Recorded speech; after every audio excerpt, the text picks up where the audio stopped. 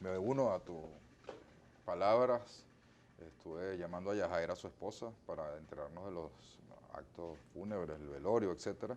Me acaban de informar de mi oficina que están esperando que lleguen dos hijas que viven en el exterior, que seguramente llegarán el día de mañana, porque esta muerte sucedió anoche, en la madrugada de hoy, pues. Y así que seguramente el velorio será mañana o pasado. Así que bueno, ya tú lo podrás informar mañana con mayor detalle Así aquí es. en Vladimir a la 1. Pero bueno, es importante Un pues gran destacar abrazo a Yajaira y a toda y a la toda su familia, a gente, Iván, a Natacha, a todos, ¿no? a Iván, a Natasha, a toda la familia, porque es una gran pérdida que sentimos los que creemos en los héroes civiles. Y para mí Pompeyo es un héroe civil del siglo XX y también del siglo Sí, XX. bueno, nuestra familia tuvo mucha relación porque mi papá y Pompeyo pues estuvieron juntos en el PCB durante largos años y bueno, como decía Pompeyo, me cargó de pequeño, pues imagínate. Y bueno, por supuesto que había mucho afecto y sigue habiendo pues hacia lo que él Así ha es. significado. Pero bueno, así que bueno, Oye, paz hay a que su destacar resto, ¿no? una cosa importante que dijiste en tu comentario. Un hombre honesto, que eso como que no abundan mucho los hombres de Estado, porque llegó a ser pues diputado, etcétera. También fue ministro, entiendo, cuando Ministro de Caldera. Frontera. Y nadie puede decir que Pompeyo estuvo metido en un guiso o se robó un centavo. Y solamente todo lo que hizo por la libertad de los venezolanos cuando Pérez Jiménez, sino también un ejemplo de vida y honestidad. Y esos son los nortes que debemos seguir las generaciones que estamos detrás. Gente que su vida la dedica a la libertad, a la democracia y al Estado y muere sin plata. Sin plata porque el que va para cargo público no puede pensar que se va a enriquecer en un cargo público. Si se enriquece en un cargo público no debería estar en un cargo público. Dedíquese a empresario, pero no se dedique a cargo público. Correcto. Bueno, Gerardo, entrando en materia, ¿cómo no analizar dos informaciones derivadas del día de ayer? En primer lugar, la decisión del Tribunal Supremo de Justicia de aceptar pues la apertura de un antejuicio de mérito a la fiscal, admitir la apertura de un antejuicio de mérito a la fiscal general Luisa Ortega Díaz y también las decisiones políticas que ha adoptado la Mesa de la Unidad Democrática en el día de ayer. Sí, ha sido un día muy noticioso. Ayer íbamos a salir al aire Y bueno, los cambios, que los también hablaremos de cambios los cambios militares, ¿no? militares, etcétera, pero creo que deberíamos empezar por lo que me acabas de preguntar, ¿no? La sala plena, pues, admitió, dice su nota de prensa, que es lo único que tenemos porque no hay sentencia, ni siquiera la fiscal ha tenido acceso a ese expediente ni a ver su sentencia, y no ha sido publicada en la página web del Tribunal Supremo de Justicia. En la sala plena admitieron la solicitud ante juicio de mérito contra la fiscal. Eso es lo que dice la nota de prensa titulándola. Pero nos parece muy extraño el desarrollo de esa misma nota de prensa porque además se contradice. Y me explico. Dice la sala plena del Tribunal Supremo, presidida por el magistrado Michael Moreno, admitió en cuanto al lugar a derecho la solicitud ante juicio de mérito interpuesta por Pedro Carreño, el diputado de la Asamblea Nacional, contra la fiscal, por presunta comisión de faltas graves en el ejercicio de su cargo. ¿Qué es lo que estoy viendo yo aquí?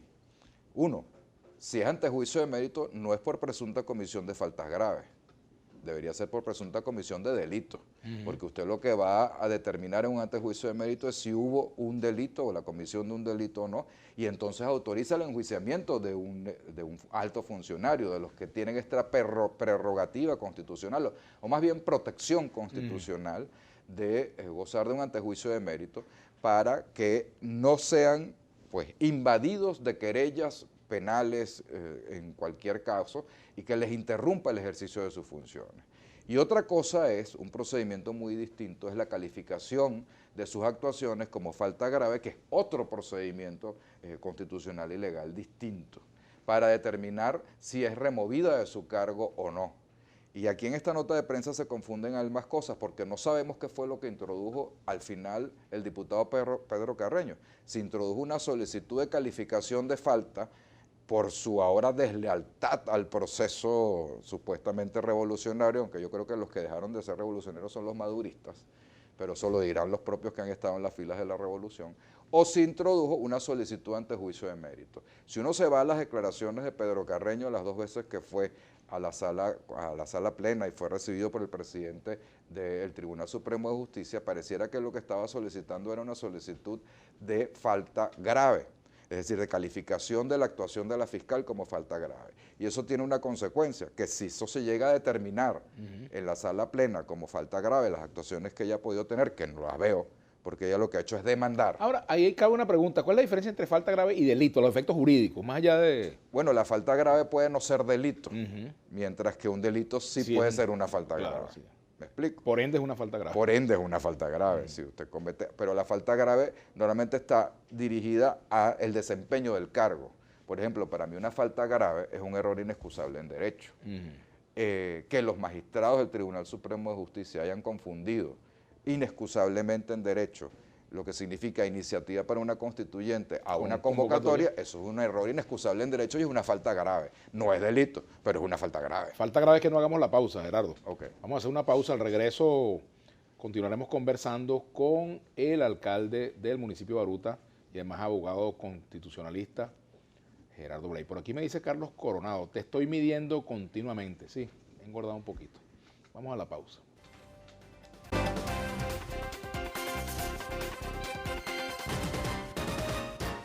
Bueno, continuamos con Gerardo Blay. Se escribe Blide, pero se pronuncia Blay, como aquella publicidad viejísima que había. Sí, pero te cayó la cédula. Sí, señor. Talleres Rogotes. Así es. Yo no sé si existe ya. Pero bueno. Espero que no, porque le acabo de hacer la cuña. Sí, señor. Esperemos que no. Esperemos que no.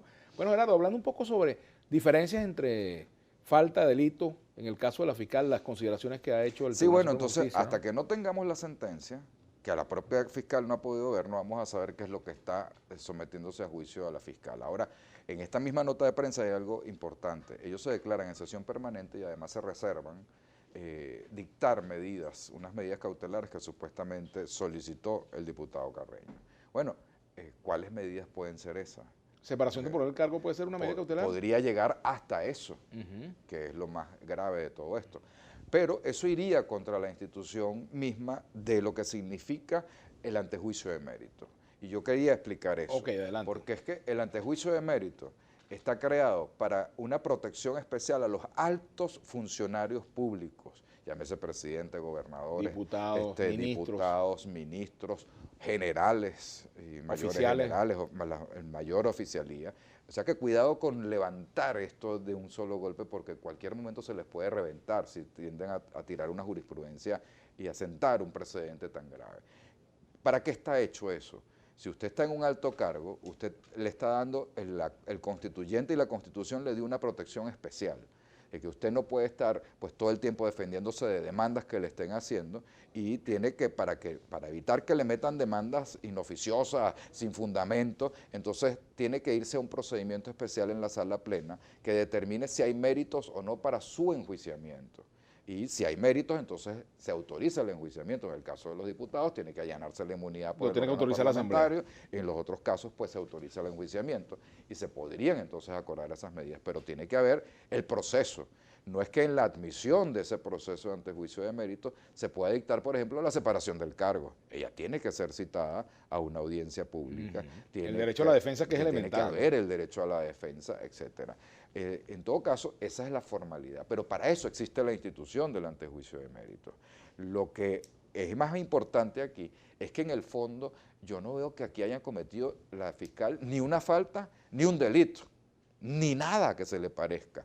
Es que acudir a los órganos jurisdiccionales que están en la Constitución para exigir que se cumpla la Constitución y hacer peticiones a través de demandas, eso significa una falta grave o significa un delito.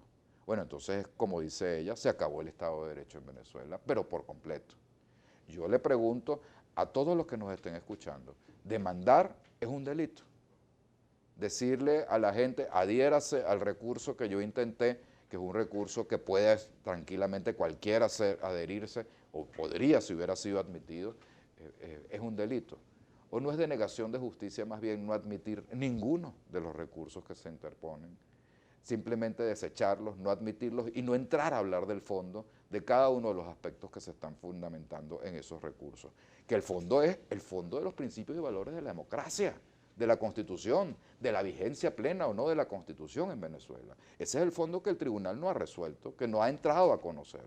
Entonces, yo creo que estamos pisando terrenos muy movedizos en Venezuela en este momento y que no nos van a augurar ningún buen futuro, porque lo que se está pidiendo es respeto a la Constitución y cada vez se aleja más el accionar de las instituciones de lo que significa el respeto a la Constitución. Ahora, vamos a hablar un poco de los pasos, Gerardo, porque fíjate, el Tribunal Supremo de Justicia admite el antejuicio. Luego tendría que convocarse... Se reserva las medidas cautelares. Claro, se reserva las medidas cautelares, pero tendría que también convocarse una sesión plena para dar inicio a la consideración si el antejuicio de mérito, si hay méritos o no. Efectivamente eso tiene que darse. Tiene que haber ahora un proceso que está regulado. Lo que pasa es que la mezcla que hay aquí no sabemos cuál es el proceso que están dando, porque el titular dice, admitió antejuicio de mérito, pero después dice para determinar si hay una falta grave. Yo no sé cuál es el proceso real que están dando aquí. Se tiene que determinar, porque son dos procesos distintos. Claro, si estamos hablando de antejuicios para determinar entonces, si hay méritos o no. Si es antejuicio, tiene que dentro de los 30 días siguientes a esta admisión, convocarse una audiencia oral y pública que determine el derecho a la defensa de la propia Fiscal General de la República, sin separarla del cargo, porque es que todavía no han dicho si hay méritos o no. Y no se ha ejercido el derecho a la defensa. Y ella no se ha defendido, es más, tan no se ha defendido que ayer declara públicamente en una entrevista que le hicieron que ella no ha tenido acceso a ese expediente, que ella no ha visto lo que interpuso el diputado Carreño en su contra, que no le han permitido ver ese expediente dentro del propio Tribunal Supremo de Justicia. Entonces, ahí hay una indefensión ya, pero bueno, la pueden subsanar notificándole y enviándole todo el nivel y todas las actuaciones o permitiéndole ver el expediente, pero tienen que citarla a esa audiencia y en esa audiencia ella tendrá que exponer y probar en contra de lo que está diciendo el diputado Carreño, que no sabemos qué es exactamente lo que está en ese escrito. Y después es que viene entonces una decisión sobre si hay méritos o no para autorizar su enjuiciamiento, pero autorizar su enjuiciamiento significa la presunción de la comisión de un delito. Ahora, se supone que la fiscal fue designada, bueno, se supone no fue designada por la Asamblea, se supone que quien designa tiene también poder de decisión con respecto a la permanencia o no en el cargo de alguno de los designados. Ese es el otro proceso. ¿Cómo pues ese es el mezclote que hay aquí. Esto es un patuque que está en esta nota de prensa que no podremos saber hasta que se abra el expediente. ¿Por qué? Porque el otro proceso, para poder remover a la fiscal o al defensor del pueblo, etcétera, o al contralor, es determinar si hubo una falta grave, y esa falta grave, que la determina la sala plena, una vez determinada, se le tiene que enviar a la Asamblea Nacional para que la Asamblea Nacional determine por mayoría si remueve o no remueve al alto funcionario de su la Asamblea, de acuerdo a la decisión del TCJ, está en desacato. Entonces, decir, no ¿quién va a asumir el papel de la Asamblea? Hay dos opciones. Una, que la toma el propio Tribunal Supremo. El falso desacato. Una opción es que la tome el TCJ, por ejemplo, y otra es que esperen que se instale la Asamblea Nacional Constituyente. Entonces, y sea la Asamblea Nacional Constituyente. La Asamblea Nacional, el Tribunal Supremo de Justicia estaría ejerciendo dos funciones. La función del control previo, que es un control previo que ejerce el Tribunal Supremo de Justicia en sala plena para calificar la falta, y después asumiría la función de remoción, que es la segunda parte de ese acto, que sería un acto complejo porque está constituido por dos etapas para ver que es un acto además político, de conveniencia política, porque aún calificando la falta como grave, el Parlamento, la Asamblea Nacional podría no determinar la remoción del alto funcionario, si políticamente, de acuerdo al ambiente nacional, etcétera, determinara que no es conveniente remover a un funcionario en un momento y en una circunstancia determinada. O podría simplemente determinarlo que sí, o no reunirse los votos, porque es un órgano parlamentario compuesto, pues no es un órgano unipersonal. Entonces, si se reúnen los votos, vendría. Ahora, ¿quién va a asumir eso? El propio Tribunal Supremo de Justicia va a pagarse y darse el vuelto, va a asumir las dos etapas de ese proceso de remoción. Es muy complejo y yo creo que ese desacato no da para tanto. Will Pedro Pérez dice, preparándome para escuchar las mentiras de Vladimir Laguna y el invitado golpista de 2002 que disolvieron todos los poderes, incluyendo la Fiscalía General de la República. Póngase cómodo. O no nos escuche. No, que se ponga cómodo y nos escuche. Voy a cambiar de canal, apagarlo. Ya venimos.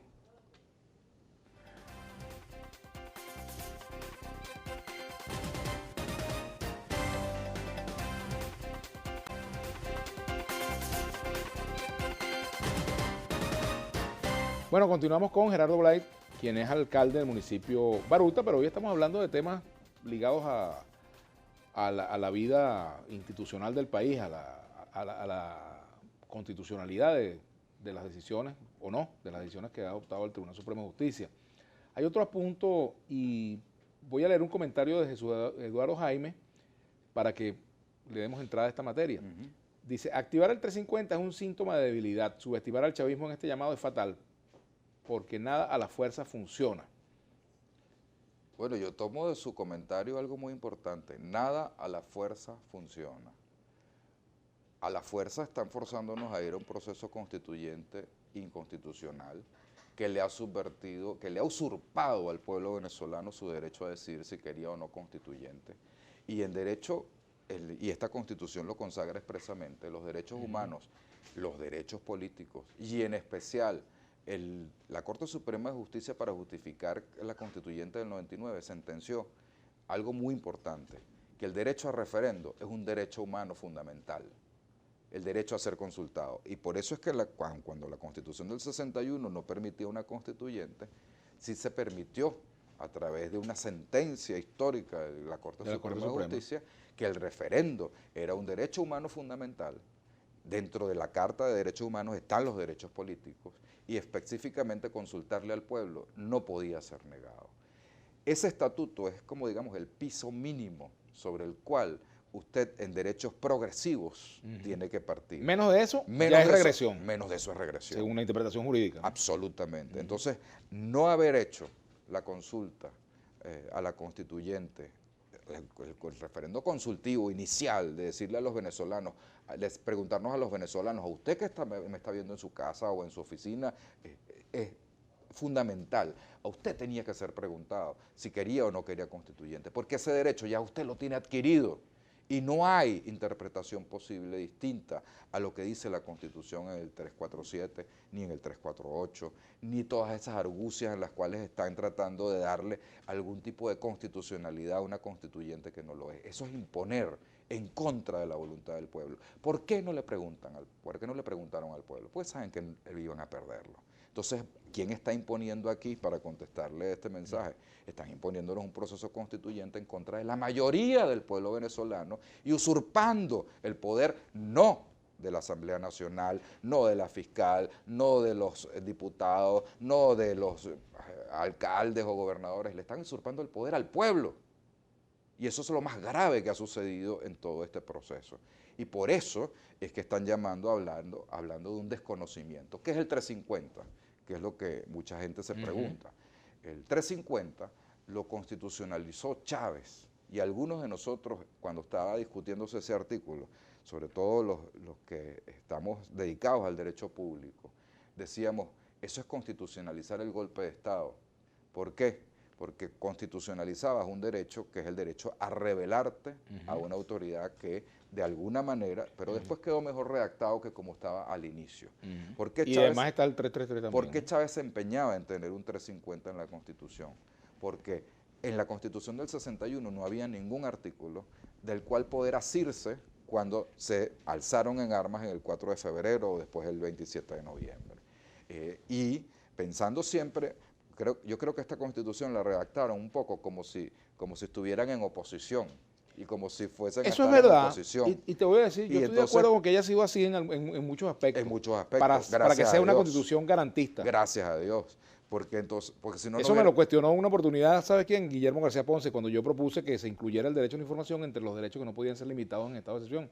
Me decía, pero bueno, tú estás gobernando como si fuera para la oposición. Es que precisamente quiero una Constitución que cuando yo esté en la oposición tenga garantía. Fíjate, entonces me das la razón sobre lo que me habían contado sobre el 350. Chávez se empeñó en que el 350 estuviera ahí. Ahora, el derecho a rebelarse sobre quienes violan los principios fundamentales del derechos humanos y los principios fundamentales de los valores republicanos y democráticos, de libertad, etcétera, ni siquiera tiene que estar constitucionalizado, que es lo que sosteníamos los que estábamos dedicados al derecho público y que cuando se estaba haciendo la Constitución, porque es un derecho humano inherente a la persona humana, el derecho a rebelarte, aquel que viola todos tus derechos, por ejemplo, aquel que no te consulta si quieres una constituyente o no, que va a cambiar 3 cositas nada más, como dice la Constitución. Puede cambiar la forma republicana del Estado porque puede refundar la República. Claro, así es. Puede cambiar el ordenamiento jurídico completo y puede dictar una nueva constitución. Eso es lo que dice Ahora, fíjate, la constitución que se puede hacer en una constituyente. Para mí el problema del 350, ¿sabes Sin cuál es? preguntarle. ¿Sabes cuál es el problema del 350? No es que esté o no esté, sino que lamentablemente tampoco ha sido desarrollado. Es decir, no hay una ley, y creo que hay gente que ha estado trabajando en este tema, no hay una ley que desarrolle ese artículo, por ejemplo, o el 333. Es muy complicado. Es complicado desarrollarlo, pero es lo que te permitiría establecerle límites. Porque quieres. Porque es un problema de interpretación. Hasta ¿en qué momento consideras tú que tienes derecho a invocar el 350? ¿Y en qué momento no se puede invocar? Es muy complicado. ¿Para qué situaciones sí, para qué situaciones no? ¿Por qué? Si tú lo reglamentas, ante situaciones de facto, tienes que responder con legislación que vaya a tratar de prever supuestos de hecho que a lo mejor no existen o no los has previsto en la legislación. ¿Me explico? Para darle consecuencias jurídicas. Una norma jurídica tiene supuestos de hecho y después consecuencias jurídicas a esos supuestos de hecho. Pero es que estamos viviendo situaciones de facto que no están contempladas en lo que significa el derecho constitucional venezolano y en el resto de las normas jurídicas venezolanas, que es todo este proceso de llamada constituyente que viola el bloque constitucional completo. Estamos amparados solamente por la fuerza que le da estar en el poder, sustentado por las armas, y del otro lado, tú pedirías entonces, bueno, reglamentame el 350. Yo me opondría totalmente a reglamentar el 350, porque nunca vas a poder contemplar todas las situaciones de facto en los supuestos de hecho de la norma para responderle a consecuencias jurídicas a ello. Lo que pasa es que el derecho también va a veces detrás de la realidad. O sea, se legisla sobre hechos que no estaban previstos y que ocurrieron y por lo tanto hay que tomar... El padre Olazo decía que el derecho tiene que ser como un guante. Cuando las sociedades son pequeñas, es como una mano de un niño que tiene un guante pequeño para darle calor. Claro. Pero una vez que la sociedad va creciendo, el niño va creciendo, se convierte en muchacho, ese guante no le sirve. La sociedad va a romper esas normas para poder desarrollarse. Y el guante tiene que ajustarse perfectamente a la mano que es la sociedad. Yo creo en eso, pero el derecho tiene que adaptarse ir adaptándose a los cambios de la sociedad, pero tampoco puedes permitir que es que un grupito que maneje el poder subvierta el derecho en contra de la sociedad, que es lo que está pasando en Venezuela. Ahora, ¿cómo se hace viable, antes del 350, cómo se hace viable, por ejemplo, este artículo, el 333? Esta Constitución no perderá vigencia si dejara de observarse por acto de fuerza o porque fuera derogada por cualquier otro medio distinto al previsto en ella. En tal eventualidad, todo ciudadano investido o ciudadana investida o no de autoridad tendrá el deber de colaborar en el restablecimiento de su efectiva vigencia. Ese es un artículo que se llama de protección de la Constitución. El artículo de protección de la Constitución. De la garantía de esta Constitución. Y es la garantía misma de la vigencia de la Constitución, en el cual no solamente el que esté en un cargo de autoridad, llámese, por ejemplo, la fiscal general de la República, que está ejerciendo las acciones. Cualquier ciudadano, está dentro del 333. Tú tienes cargo de autoridad, yo no tengo. Tú eres alcalde, yo no soy. El poder constituido son los que estamos en los cargos, pero los que están a pie, somos el poder constituyente, que es el ciudadano, tiene también la obligación de hacer que se restituya el orden constitucional por los medios que esté a su alcance. Yo voy a poner un ejemplo para el chavismo. ¿Por qué no lo ponemos al regreso? ¿Cómo no? Déjalo pendiente. Tenemos un tuit para Gerardo Blay. Vamos a ver qué le dicen a Gerardo Blay. Voy a ser más claro. Buena cátedra está dando Blay a la una, pero en la vida real, ¿qué se debe hacer? Héctor Infante pregunta para el regreso. Ya venimos.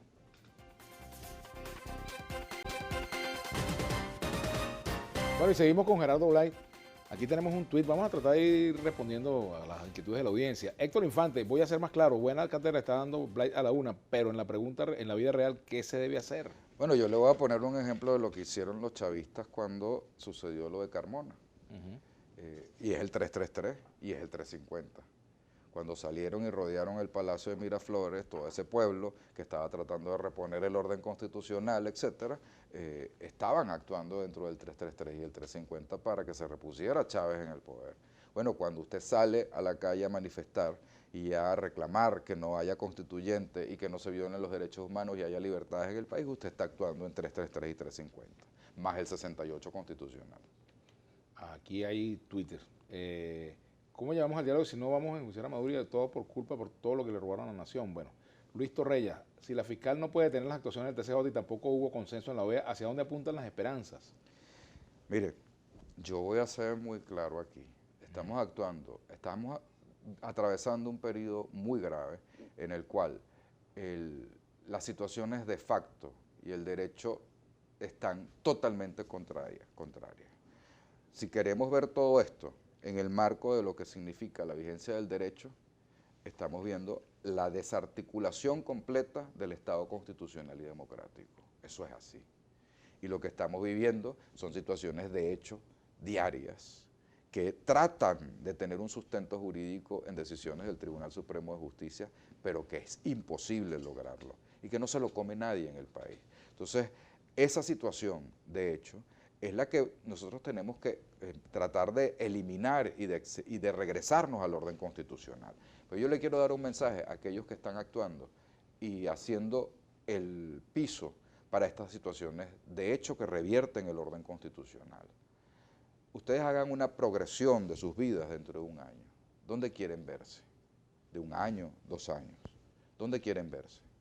En una constituyente que destruyó completamente el Estado constitucional y de derecho, que le violó al pueblo venezolano su derecho a decidir si la quería o no, que actuó no para cambiar una constitución, sino por actos constituyentes que pretenden descabezar a la Fiscal General de la República, al Tribunal Supremo, a la Asamblea Nacional, alcaldes, a gobernadores. Ustedes quieren ver un país donde estemos todos los dirigentes de oposición presos, detenidos, donde no haya oposición, donde haya solo una cúpula de Maduro gobernando, e incluso el chavismo disidente también esté detenido, preso, toda esa dirigencia, simplemente por defender la vigencia del orden constitucional.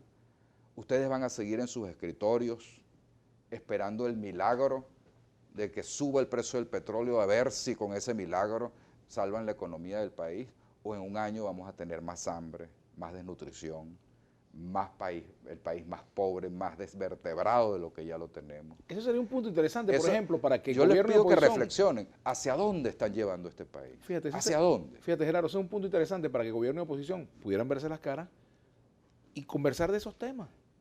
Yo se lo estoy dirigiendo a los magistrados, se lo estoy dirigiendo a Maduro y a sus ministros, se lo estoy dirigiendo a los que están en la cúpula del poder en este momento tomando estas decisiones como esta constituyente y apoyándola, se lo estoy dirigiendo a la Fuerza Armada Nacional, se lo estoy dirigiendo a todo aquel que esté apoyando un proceso que viola flagrantemente los derechos de los ciudadanos. Piénsenlo, ¿a dónde quieren ver este país?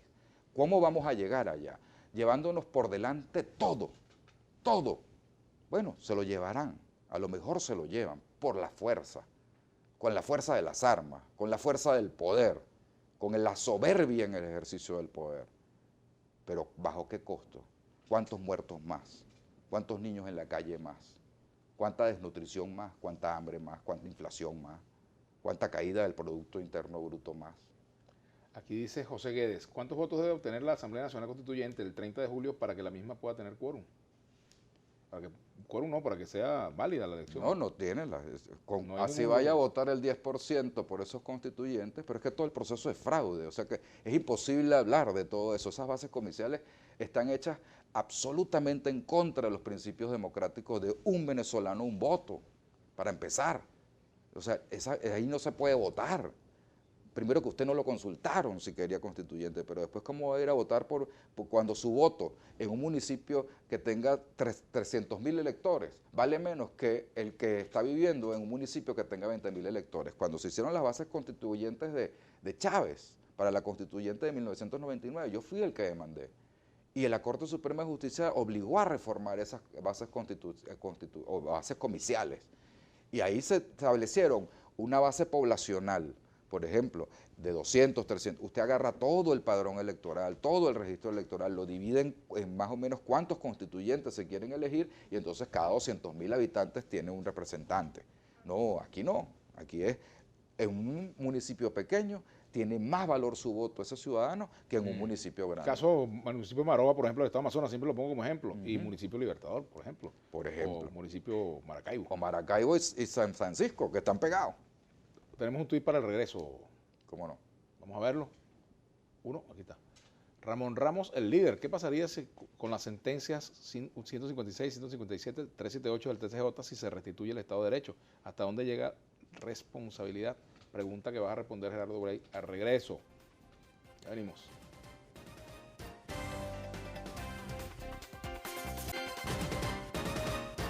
Bueno, continuamos con Gerardo Blay. Gerardo, un tuit para una respuesta breve. ¿Qué pasaría con las sentencias 156, 157, 378 del TCJ si se restituye el Estado de Derecho? ¿Hasta dónde llegaría la responsabilidad? Ramón Ramos. Bueno, en las sentencias 156 y 157 comenzaron las denuncias de la fiscal sobre la ruptura del orden constitucional. Fueron emparchadas, pero la verdad es que lo importante es que ellas patentizan lo que se ha venido haciendo contra la Asamblea Nacional durante mucho tiempo, que es bypasearla y declararla en desacato para que no pudiese cumplir las funciones de ese órgano. Regresar a la constitucionalidad significa regresar a que la Asamblea Nacional tenga sus competencias y las pueda ejercer. Regresar a la constitucionalidad es que se decida lo de los diputados de Amazonas, por ejemplo, que está en sentencia desde hace tanto tiempo y esas sí no las deciden, pero deciden las otras mucho más, bueno, con una velocidad expresa. ¿Responsabilidad de quién? No entendí la pregunta. De los magistrados. Bueno, de los que adoptaron la decisión. Tendrán que verse esa responsabilidad también, pero tendría que regresar la institucionalidad para que esa responsabilidad pueda ser reclamada. Estamos viviendo un estado de hecho, no de derecho. Alberto Ramírez Joel, buenas tardes, Vladimir. Sería bueno que invitaras a tu hermano de nuevo y le preguntaras por el bloqueo de la cuenta de Twitter.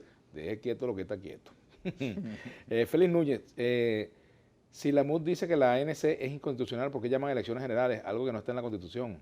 Fíjense que sí se pueden lograr unas elecciones generales, pero para eso habría que tener un gran pacto político nacional y acuerdo. ¿Por qué? Porque actualmente no se puede hacer, porque no tenemos una independencia del poder de poderes. La Asamblea Nacional podía perfectamente aprobar una enmienda constitucional con la mayoría que tiene para recortar periodo, mandarlo al CNE y que se consultara a los venezolanos si se quería un recorte. Y eso es una vía constitucional de tener elecciones presidenciales antes.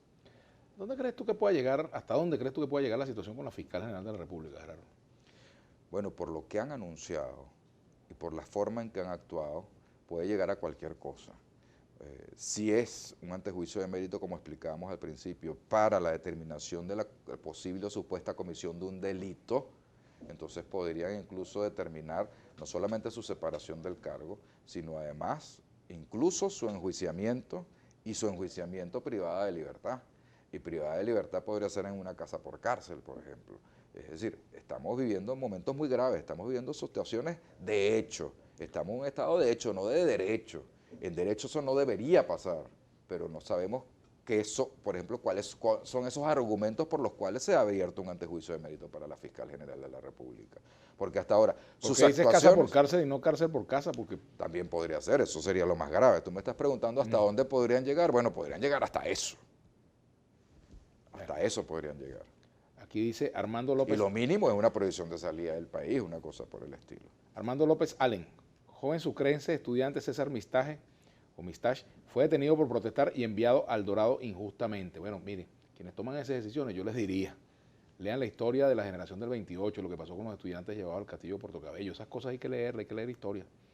Lo terrible que fue eso. Eso es así. Y lo peor es que antes los crímenes de lesa humanidad no eran, y contra los derechos humanos no eran perseguidos como son perseguidos ahora por la justicia internacional. Y no me estoy refiriendo solo a la Corte de La Haya, que mucha gente sueña con la Corte de La Haya. Acuérdense, por ejemplo, de Pinochet, que no fue juzgado en la Corte de La Haya. Es que cualquier jurisdicción de cualquier estado, en cualquier parte del mundo, al que usted vaya, si ha sido violador de derechos humanos, un juez puede ordenar su detención y su enjuiciamiento y después su deportación cuando aquí retorne la democracia. Entonces piense bien lo que hace cuando tiene esta posición de poder que cree que es ilimitada e infinita. Pinochet pensó que era ilimitada e infinita. Un juez en España lo hizo capturar, lo juzgó y después lo extraditaron a Chile cuando había regresado la democracia y la institucionalidad democrática y lo juzgó también Chile.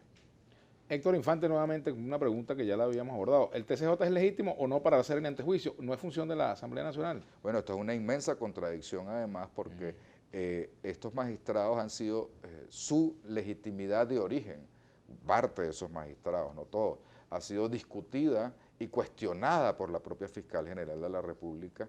Entonces muchos de ellos han debido inhibirse de participar, no lo sabemos si se inhibieron en este proceso de antejuicio de mérito en la sala plena. Por lo menos no lo dice la nota de prensa, y hasta que no tengamos acceso al expediente o a la sentencia que salió ayer, que pues, supuestamente firmaron ayer, no sabemos quiénes firmaron o quiénes se inhibieron. Delimar Solange, perdón. Buenas tardes. El tema de la basura es preocupante en el municipio de Baruta, sobre todo en los picapiedras, o picapiedras, no sé. Los picapiedras es un problema serio porque el camión entra, pero mucha gente no respeta el horario y nos los lanza para la carretera de Baruta. Cumplan los horarios porque estamos cumpliendo en todo el municipio. Creo que somos el municipio que cumple con mayor regularidad. Incluso en los días de protesta estamos recogiendo todo lo que significan los desechos sólidos. Sebastián Rojas, ¿puede la fiscal abrir un expediente del Tribunal Supremo de Justicia? ¿Puede la fiscal abrir un expediente del Tribunal Supremo de Justicia? Bueno, un expediente será una acción, un recurso. Ha intentado varios contra el propio Tribunal Supremo de Justicia. Ajá. Raymond Tarache, ¿se puede contrademandar al diputado Carreño y a otros por manera continua de desestabilizar la nación con sus difamaciones? Podría la propia fiscal, si lo considera así, introducir algún recurso, pero también le corresponde ante juicio de mérito porque es diputado de la Asamblea Nacional. Aunque no lo ejerce, no va, pero tiene la inmunidad parlamentaria. Me pidieron que hiciera un breve comentario sobre los pacientes con cáncer en el hospital clínico. Parece que les están diciendo que no tienen cómo tratarlos. Una señora nos llamó ayer y que los están enviando algunos a su casa. Es bueno que la directiva del clínico explique qué es lo que está pasando allí. Ajá. Otro mensaje por aquí en el Twitter para Gerardo Blay. Que aparezca. ¿Lo tenemos? Ahí está. ¿Quién pone coto o límites al TCJ? ¿Cómo puede rescatarse esta institución? ¿También ellos están limitados por la ley o no? Lo pone el pueblo, lo pone la gente, lo ponen los venezolanos. No es solo cuestión de la dirigencia política, es de todos los venezolanos el deber de reponer el orden constitucional y de poner los cotos. Yo creo, con sinceridad, que estamos en un estado de hecho y tenemos que regresar a un estado de derecho, lo repito. Y llamo a la reflexión a los que están siendo sostén, piso, baluarte, columnas de este estado de hecho que no va a llevarnos a ningún buen futuro. Visualícense cómo va a estar el país unos años, un año más allá. Y no creo que esto lo estén visualizando muy bien. El país va a estar peor de lo que estamos si seguimos por esta ruta en la cual creo que el proceso constituyente es el peor error político que ha cometido Maduro. Y no sé quién se lo aconsejó y quién lo convenció de eso. Porque nos unificó al resto de los venezolanos en la defensa de la Constitución, tanto a los que somos de oposición, como a los que son chavistas, como a los que no creen, o los que son niní. Todo el mundo se han unificado en una gran mayoría en defensa de la Constitución. Y ha quedado una cúpula con muy poco pueblo, muy poquito pueblo, defendiendo un proceso constituyente a espaldas del pueblo. Igual, contento con el programa, le gusta el programa, nos felicita. @Gualbergar, gracias. Saludos, Colirio, para mis ojos con el invitado Blay, te dice por aquí Milis. Y por supuesto, Vladimir Laura, mi respeto, sintonía total, gracias. ¿En calidad de qué actúa Carreño para solicitar ante juicio? Pregunta Castillo Ali. Esa es otra gran pregunta que no podemos ver hasta que se publique esa sentencia, porque quien tiene el monopolio de la acción para la solicitud de antejuicio de méritos es el Ministerio Público. Recordemos el caso Miquelena con el caso Micabú. Fue Javier Elichiguerra, que era el fiscal general de la República, quien ejerció esa acción. Y si es contra la fiscal, lo tiene que hacer el vicefiscal, porque está dentro de esa misma institución. No puede hacerlo un diputado o un ciudadano común. Terminandito, Vladimir Maldonado. La fiscal Ortega Díaz sabe de los menores en las marchas violentas y no se pronuncia. Antejuicio para la dama, dice. Bueno, haga su denuncia. Lo que yo creo es que han hecho una bulla muy grande sobre esto de los menores. No es lo mismo un menor de 12 años para abajo, que ya el padre puede hacer control, que un muchacho de 17 años, que es casi un adulto, y que muchas veces los padres no pueden ni decirle no vayas a manifestar, no vayas a protestar, no vayas a ejercer tus derechos. Un muchacho que no está viendo cuál es la diferencia entre 18 y 17 años. Las mismas aspiraciones de vida futura no la tienen, no la ven. No ven que Venezuela pueda darles ninguna aspiración futura si no luchan por ella. Eso es lo que está pasando. Entonces hay una diferenciación ahí importante. Incluso en el derecho penal es diferente los menores niños a estos adolescentes que están luchando. Gracias, Gerardo. Además ya no existe el término menor por los efectos de la ley. Así es. Niña, niño, adolescente. Gracias, Gerardo Blay. Bueno, y ahora vamos a despedirnos. Será hasta mañana. Quédense en sintonía Globovisión, porque ahora viene Jalín Naim, bateador designado en Brújula Internacional.